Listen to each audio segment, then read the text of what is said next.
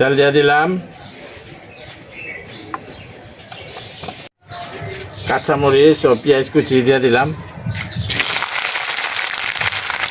1 চামচ লবণ দিয়ে দিলাম,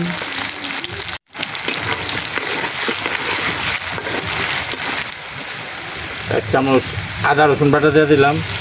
1 চামচ হলুদের গুঁড়া দিলাম,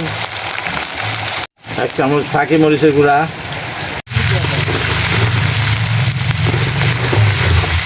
সিদ্ধ করা একটু ইলিশ মাছ কাটা ফালানো দিয়ে দিলাম,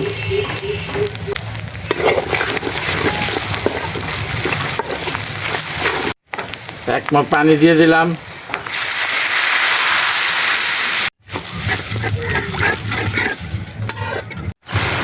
মশলা কষানো হয়ে গেছে, এখন টমেটো দিয়ে দিব,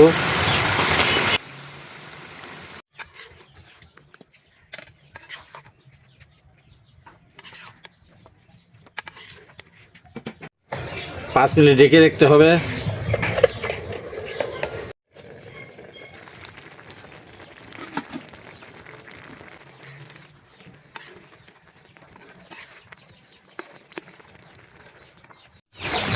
ধনিয়া পাতা কুচি দিয়ে দিলাম,